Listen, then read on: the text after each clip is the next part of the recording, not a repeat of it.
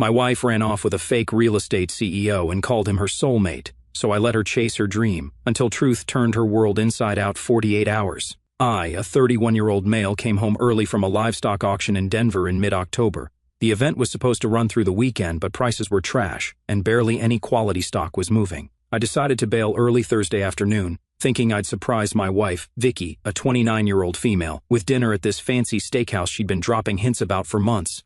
We desperately needed the time together. Married for 5 years and together for almost 8, things had definitely shifted between us lately. It wasn't openly hostile or anything, just different. That subtle change when someone's heart isn't in it anymore, but they're going through the motions. The minute I pulled up our long gravel driveway, something felt off. Her car was there, but no lights were on despite the early evening shadows stretching across our property. Our Australian shepherd, Tucker, didn't come running out to greet me like he always did. I stepped inside our place, and it was way too quiet. Our farmhouse was never silent. Vicky always had some home renovation show playing, her favorite country playlist, or was FaceTiming loudly with her friends. But this was cemetery quiet. I called her name twice. Nothing. I started walking through our house, a renovated 1920s farmhouse on this 15-acre ranch we'd bought 3 years ago, when land outside the city was still reasonably priced. The first thing I noticed was her favorite designer jacket missing from the antique coat rack by the door, the one I'd saved up 3 months to buy her last Christmas. Then her riding boots were gone. The key hook, where her personalized keychain usually dangled, was empty. As I made my way upstairs, each step on our creaky pine floors felt heavier than the last. Our bedroom closet was half empty, hangers askew like someone had grabbed armfuls of clothes in a hurry. All her designer outfits were gone. Her expensive makeup had vanished from the bathroom counter we'd just installed last month. Her nightstand was cleared of the romance novel she devoured weekly. Then, I spotted it, a note on our kitchen island, written in her perfect cursive handwriting on the personalized stationery her mother had given her. It read, "Found someone who really gets me. He's my soulmate. This boring marriage isn't working anymore. Moved in with him. Lawyer will contact you about divorce stuff." Just like that, 5 years of marriage ended with a hastily scribbled note. No explanation, no apology, nothing but cold dismissal, like I was some random guy she'd met at a bar. The strangest part? I didn't explode. I should have been punching walls or calling her nonstop, something dramatic. Instead, I sat at our reclaimed wood kitchen table, feeling oddly calm, and called my attorney, then my older brother Mike. Deep down, I think I'd been preparing for this moment for months without admitting it to myself. The changes in Vicky had been subtle but consistent. It started when she befriended Stacy, her new coworker at the real estate office. Stacy was a walking midlife crisis wrapped in Lululemon, 2 divorces, 3 sugar daddies, and 1 fake business. If bad influence was a person, it would be her. She drove a leased Mercedes she couldn't afford, and constantly posted those inspirational quotes about leveling up and knowing your worth on social media. Within weeks of their friendship, Vicky changed her hair from natural brown to frickin' platinum with pink streaks, overhauled her wardrobe, and started talking about how we needed to upgrade our lifestyle. Suddenly, my wife was spending $400 on Botox, buying designer purses I'd never heard of, and coming home after midnight from girls' nights, smelling like she'd doused herself in perfume. She'd started making mysterious weekend work trips to show properties that never seemed to result in actual sales. I once checked her calendar out of curiosity. 3 showings at luxury condos, all with Stacy tagged as backup agent, except the office didn't know anything about those listings, and apparently backup agent also meant drinks and spa selfies. Our intimacy vanished completely. If I tried to kiss her, she'd turn her cheek. Any attempt at romance was met with excuses about headaches or being tired. Then came the comments about our boring rural lifestyle, how we never did anything exciting, how her friends lived in luxury condos while she was stuck playing farmer on our ranch. My buddy once told me, if her best friend's a wreck, she's just on a delay. I should have listened. Stacy was the warning label, and I ignored it. Meanwhile, I was working 60-hour weeks, managing livestock auctions across 3 states, coming home to feed horses, fix fencing, and maintain our property while she was networking at upscale bars with Stacy and her divorced friends. I even took on extra weekend auctions to save for the kitchen renovation she'd been begging for. We finished it last month, apparently not enough to keep her interested. Mike arrived 45 minutes after I called, despite living an hour away, bringing a stack of pizzas even though food was the last thing on my mind. He's 5 years older, settled with twins, and a steady construction business, always been the steady one watching out for me. He examined the note silently, then offered to go find her, the protective big brother ready to cause a scene. I shook my head. We sat on the wraparound porch, talking until nearly midnight. him distracting me with stories about his kid's latest soccer tournament and problems with a subcontractor. When he finally left, promising to return tomorrow, I wandered through our dark house, looking at all the photos still hanging on the walls. Hiking in Colorado, ziplining in Mexico for her birthday, standing proudly in front of this house the day we closed on it. Memories that now seemed like scenes from someone else's life. Tucker finally emerged from wherever he'd been hiding and pressed against my leg, sensing something was wrong. I scratched behind his ears, grateful for the company. She'd pulled away in small ways that stacked up, late nights out, dodging affection with excuses, headaches, exhaustion. I kept reaching for something that wasn't there anymore. Turns out I was sleeping next to a stranger with a 5-year exit plan. My lawyer, Dan, is a former rodeo champion who rode with my dad back in the 1990s. He transitioned to real estate law after a bad fall broke his pelvis and helped us purchase our ranch, 15 acres with a renovated farmhouse, about 30 minutes outside the city limits. We nabbed it for $380,000, which was an absolute steal even 3 years ago. Property values in our county have nearly doubled since 4 major tech companies started building campuses nearby, bringing in waves of California transplants with cash to burn. I drove to Dan's office first thing Friday morning, skipping the auction wrap-up I was supposed to attend. His office exists in a time capsule. Weathered cowboy chairs with brass tack details, faded photos of him on legendary bulls. At the 1992 National Finals Rodeo, a mounted 12-point buck he got on his 50th birthday hunt. The place smells like leather conditioner, coffee, and old paperwork. Dan was surprised to see me before our scheduled meeting about some auction paperwork. I explained everything, the note, the missing clothes, the complete blind side of it all. I told him I needed to protect the ranch. He nodded and pulled up our property documents. After several minutes of searching through county records, his expression shifted dramatically. "Well, I'll be damned," he muttered. According to the records, I was the sole owner of the entire property.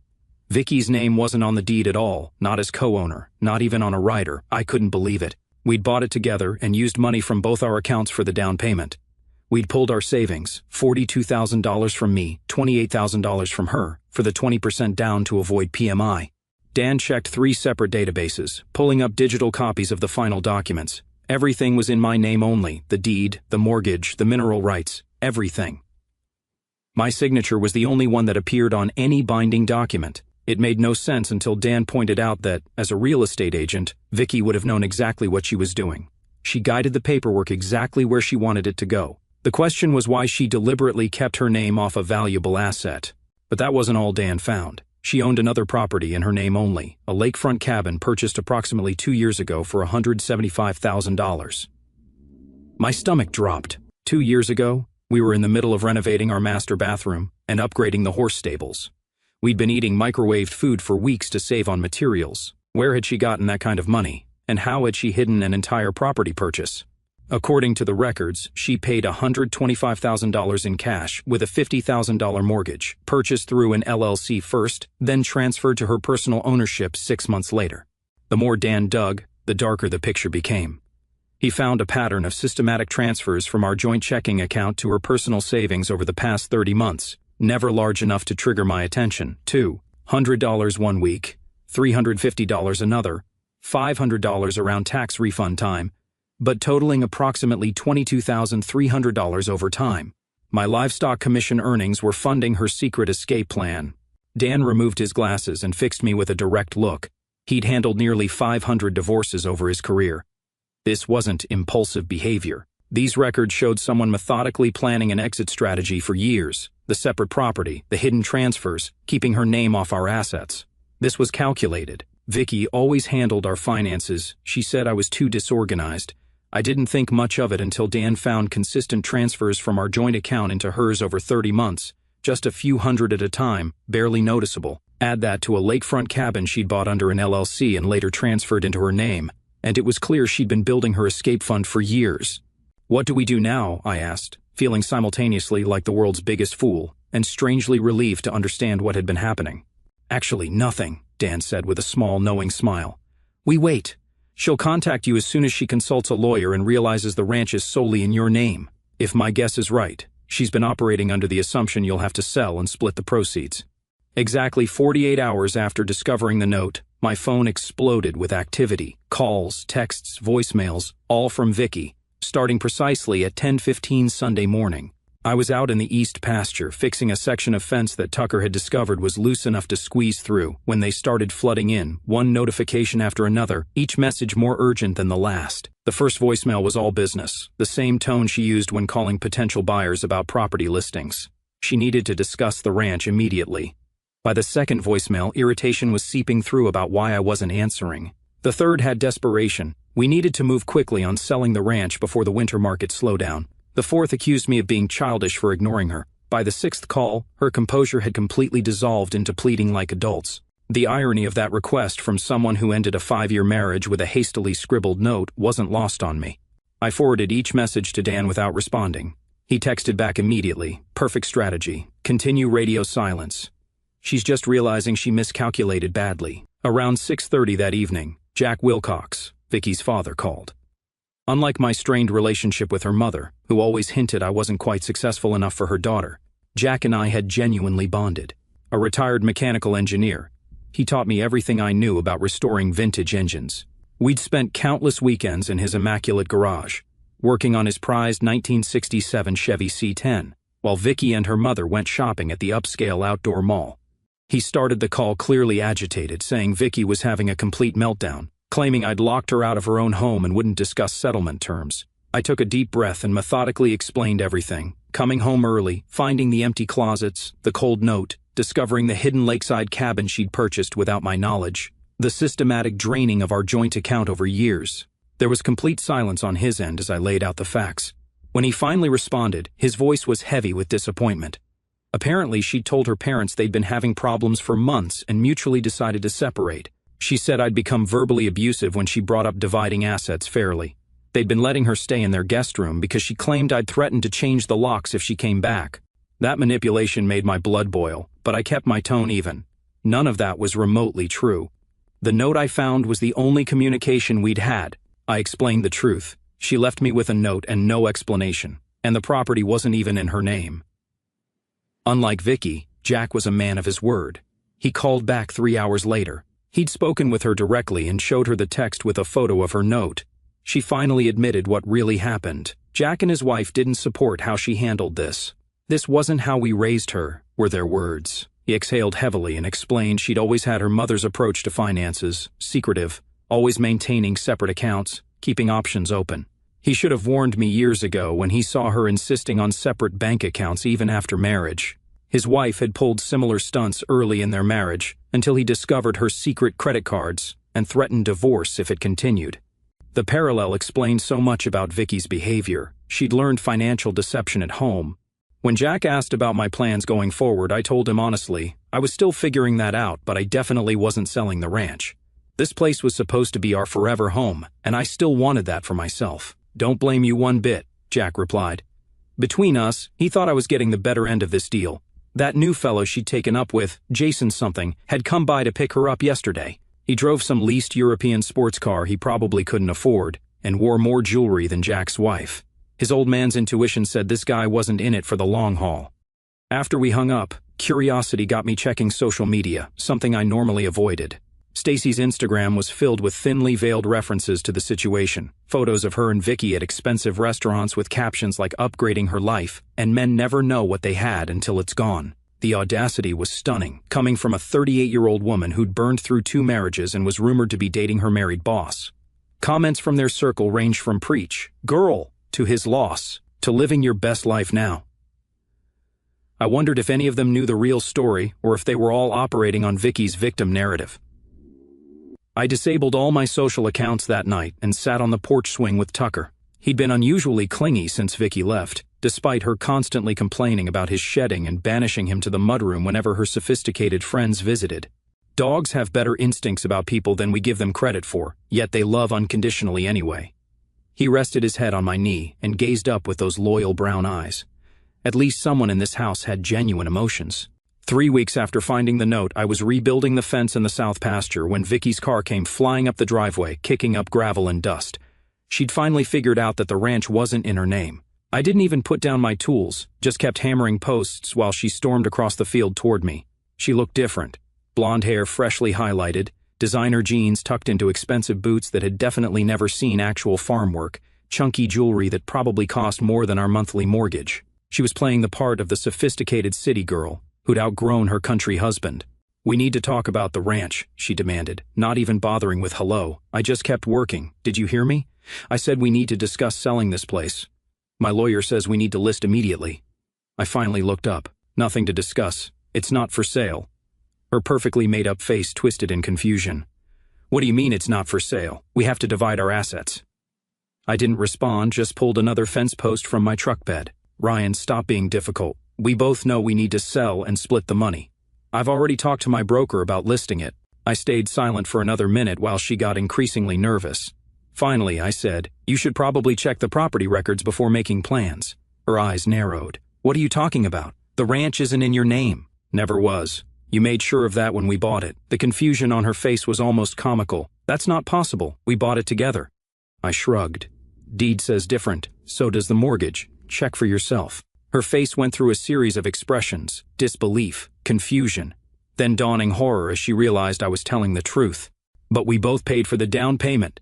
"Yep, and you arranged all the paperwork, made sure everything was in my name only. Guess you outplayed yourself." That's when the conversation shifted. Suddenly she was all sweet and reasonable, asking if we could talk about this like adults. She followed me around the pasture like a lost puppy as I continued working. When that didn't work, she switched to guilt. Didn't. I remember how we found this place together, how she helped design the layout, how she'd supported my career. I finally stopped and faced her. "You mean like how you supported me by stealing $22,000 from our joint account? Or by secretly buying a lakefront cabin while I was eating ramen to save for our renovations?" Her eyes widened with that deer-in-headlights look. "Busted." She tried to claim the cabin was an investment property she was going to surprise me with once it appreciated enough. "Yeah, right." I asked her if that's why she hid all the paperwork and claimed the withdrawals from our joint account were an investment. Her eyes snapped back to mine. "You've been checking up on me like I was the one who did something wrong." "Wouldn't have had to if you hadn't been stealing from me." She flinched at the word stealing and tried claiming that money was partially hers. I reminded her that her paycheck went into her personal account, while only my income went into the joint account. So, no, actually, it wasn't hers at all. The truth was dawning on her face. I knew everything. She tried another approach, saying Jason, her new soulmate, was going to help with cabin repairs, but his company was having cash flow issues. She was counting on her portion from selling the ranch to fix everything. She was in a tight spot. "Not my problem," I said simply. "Maybe your soulmate isn't as financially stable as you thought." Her face hardened. "You're enjoying this, aren't you? Being difficult just to punish me." "Nope.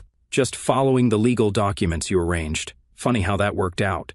She tried everything after that. She said I was being vindictive, brought up how she found this place and designed a kitchen renovation. She even had the nerve to say she deserved compensation for putting up with living so far from the city. But our bank statement showed I'd paid for 80% of everything while she was secretly stashing cash. "What you didn't plan for," I told her finally, "was leaving before land values here peaked. If you'd waited another year, this place would be worth $150,000 more. Shitty timing on your part." Her face showed the truth of my words. She'd miscalculated, thought the ranch would be an easy payday in the divorce. Finding out it was solely in my name had thrown her entire plan off. She threatened weakly to get a lawyer. I informed her I already had one. She stormed back to her car, turning back once to shout, "This isn't over," before peeling out down the driveway, sending dust flying. After she left, I changed all the locks and codes immediately, called Dan with an update, and started planning my next moves carefully. The thing about working livestock auctions is you learn to read people. Know when they're bluffing about a bid, when they're desperate to sell, when they're trying to drive up the price artificially. Vicky thought she was being clever, but she was broadcasting her desperation like a neon sign. Dan advised not responding to anything without running it by him first. She'd try to get me to agree to things in writing or make verbal agreements over the phone, but I shouldn't fall for it. I went through our entire house that weekend, documenting everything of value: furniture, appliances, electronics, tools. I took photos, found receipts where I could. Anything to establish what was mine before she could try to claim it. I found some interesting things in the process. A hidden shoebox in the back of our closet with jewelry I'd never seen before. A stack of credit card statements in her name with charges at hotels I'd never been to. The evidence of her double life was everywhere once I started looking. The texts slowed down, then stopped completely when she realized I wasn't responding. Her dad called again to apologize and let me know they weren't giving her money. She made her bed, he said, sounding tired. Her mother's the same way. Thinks she can always find an easy fix for her problems. Never works out that way. Through mutual friends, I found out her soulmate, Jason, was this flashy developer who just finalized his own divorce. The guy was leveraged to the eyeballs on several failing projects, started building luxury condos right before the market softened. Their relationship apparently hit the rocks when he realized she wouldn't be bringing any ranch sale money to help fund his next sure-thing investment. 2 weeks after she left, I got formal divorce papers. Interestingly, there was no claim on the ranch, just a request for division of other assets, and $3,200 monthly in spousal support, due to her significantly lower income. My lawyer laughed at that one. We had records showing she made almost as much as me, but had hidden most of it. While sorting through old files in our home office, I found something interesting. Her loan application for the cabin listed an income 40% higher than what she reported on our taxes. Tax fraud is no joke.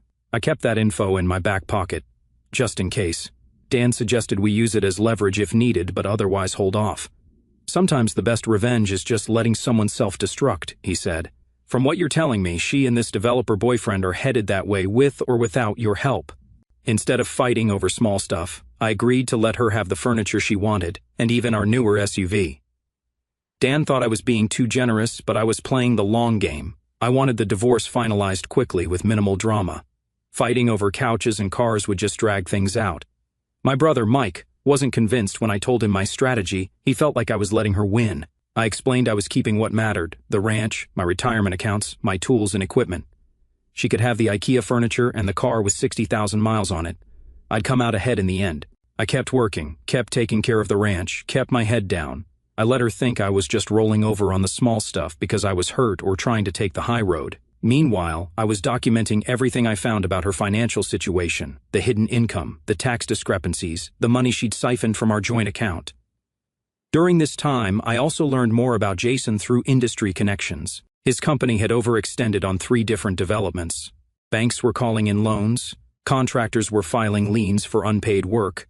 The guy was a house of cards waiting to collapse, and Vicky had hitched her wagon to his star right as it was burning out.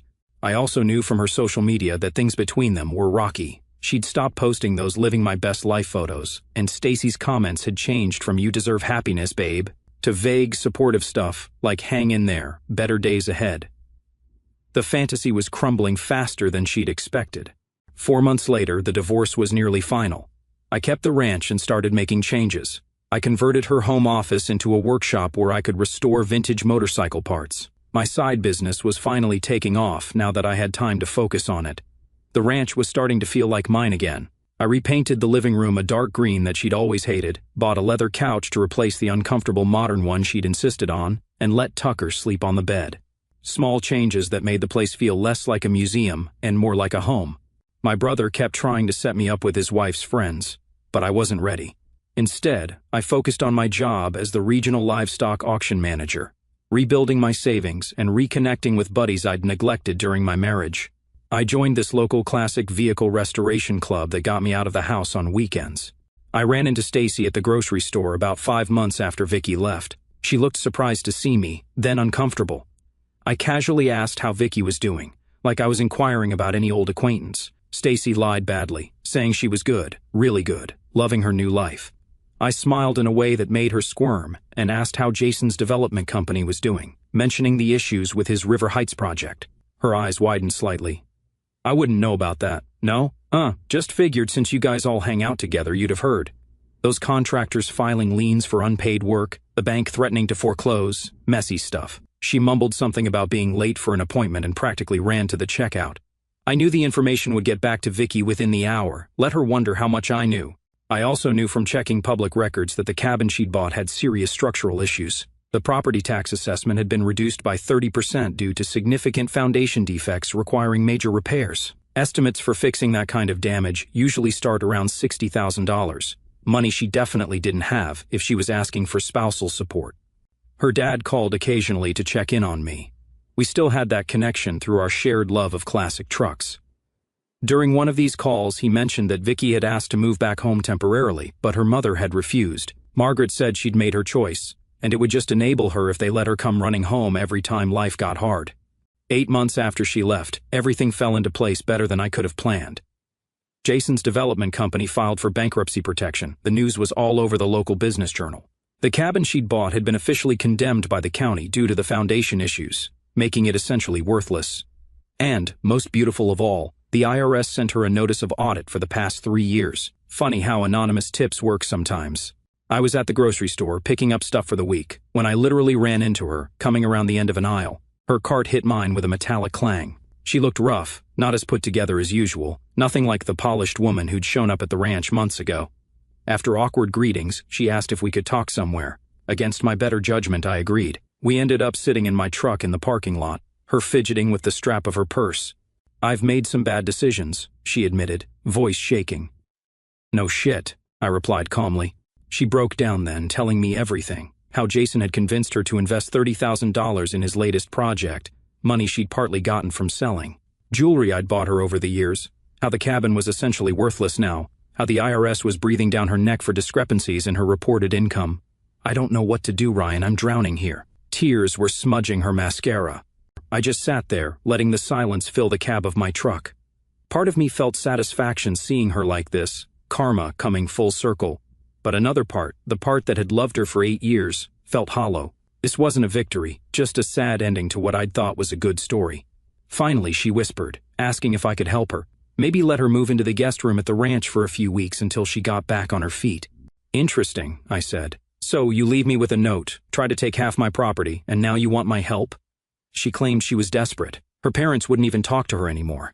Jason and she had broken up weeks ago. Stacy was ghosting her since she couldn't afford to go out anymore. I was the only person who might understand. Understand what? Being lied to? Having money stolen from me? Finding out my marriage was basically a long con? It wasn't like that, she protested weakly. At least not at first. I really did love you, just not enough to be honest with me. I pulled out a folder I happened to have in my truck and handed it to her. Inside was every document I'd collected, the bank transfers, tax discrepancies, loan applications with different income amounts. Her face went white when she realized I was the one who'd triggered the IRS audit. She begged me not to send anything else, saying she'd lose everything, her license, possibly face charges. Should have thought about that before taking $22,000 from our account. "What do you want?" she asked, defeated. "Nothing. That's the beauty of it. I've already won. Keep the SUV, I don't care. But if you ever try to come after me or the ranch again, the rest of this goes to the IRS, your broker, and anyone else who might be interested." She admitted she was stupid for throwing away a good life for nothing. She let Stacy convince her she was missing out on life, that she deserved more exciting things, a more glamorous lifestyle. Turns out, boring and stable beats exciting and broke any day. And it only cost her her marriage, career, and reputation to figure that out. Bargain. She winced at my sarcasm but didn't argue. When she asked if I thought I'd ever forgive her, I thought about it. Honestly, don't know. But it doesn't really matter if I do or don't. We're done either way. She tried asking if I was seeing anyone. I told her it wasn't her business, but no, I was taking time for myself. "Smart," she nodded. "I should have done that after Brad. Brad was her ex before me. They'd broken up just 2 months before we met. I'd always suspected I was the rebound guy, but it hadn't seemed important back then." "For what it's worth," she added, "the ranch looks good. I drove by last week. The new fence in the south pasture, it's nice." "Didn't do it for your approval," I replied. "Did it because it needed doing." The final divorce papers were signed the next week. No alimony, no claims on anything of mine. Her lawyer looked relieved to be done with the whole thing. The last I heard, she had to sell her cabin at a massive loss, lost her real estate license temporarily due to the tax issues, and moved back in with her parents at 29. Her dad confirmed it when we met up to work on his truck the following month. "She's humbled," he told me, handing me a wrench. "Never thought I'd see the day." "People change when they have to," I said. The truth was, I was better. The ranch was thriving. I'd added 3 horses to board for extra income. My motorcycle restoration business had taken off enough that I was considering cutting back my auction hours. The ranch is peaceful now. No drama, just me, Tucker, and the horses, and occasionally inviting friends for dinner. It's not the life I thought I'd have, but it's a good one. Turns out, sometimes the worst things that happen to you lead to the best places you can go. And sometimes the trash really does take itself out.